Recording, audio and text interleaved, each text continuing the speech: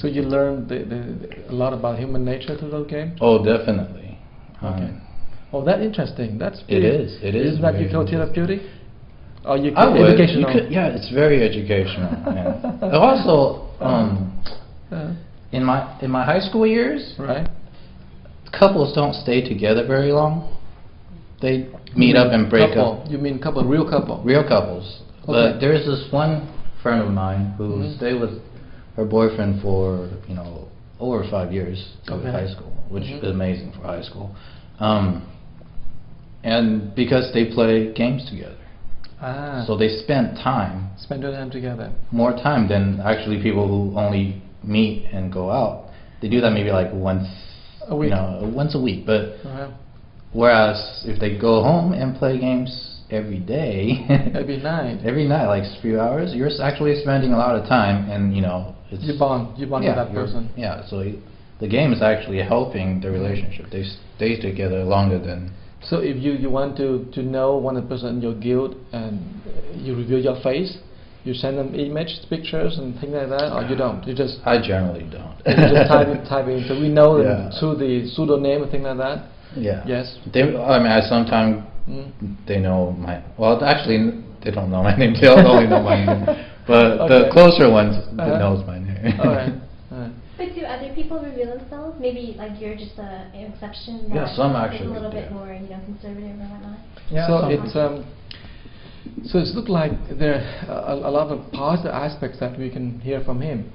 I don't know. I don't play the game, so I don't know what the negative aspect of it. But it looked like you have benefited from playing those games and interact with people more than the game, actually. Right? Am I right? What do you think about that?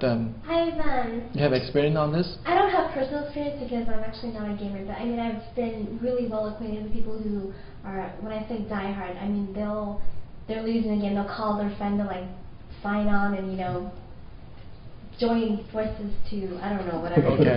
But I've read an article in criminology that says along the lines of people who have like personal problems, they actually escape their true identity like in real life and go to like a virtual world such as Dynasty King or something, and then they have this like pseudo identity that makes them feel a lot better about themselves, where usually maybe outside they're not the most attractive, the strongest, or the most best healer, or whatever it is, but in the game, no offense, but in the game themselves they're like this king, or and it makes them feel a lot better, and then they kind of use that to balance personality, kind of. The only thing that I can talk about in the perspective as a Buddhist monk and not the Buddhist perspective is this, that the Buddhists believe the power of the mind and the power of the body almost sometimes equal, sometimes overriding. Meaning is sometimes we didn't realize that the power of the thoughts. Whatever we have in here, we act out in life. And whatever we do in life actually impact back into our concept, our worldviews, the way we live, the way we think is all intertwined. And sometimes that people live in illusion. They really live in illusion. They don't really get in touch with reality. And so there is a balance somewhere between what we call noosphere, the sphere of the mind and the sphere of reality, the sphere of the physical spheres out here, and a certain kind of balance we need to have. I myself don't play online game. I can't talk about that much, but I know that the moment you get online, that moment you go right into your mental world.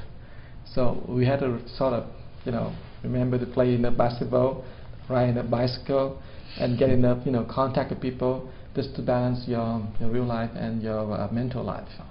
Does that make a lot of sense? Yeah.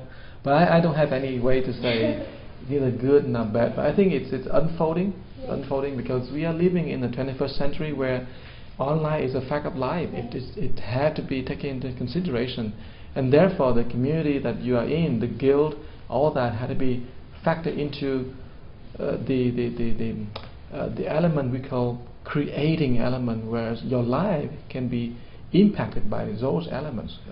So we gotta think differently. We don't want to be inactive. We want to be proactive and interactive, meaning we should be able to see how that play a role in our life and how that could be balanced. Okay. Thank you, Master, for your wisdom, and thank you, Johnny, for providing a lot of insight I never could have imagined. Very, very profound, actually. Right. So thank you, viewers, as well, and see you next time. Bye.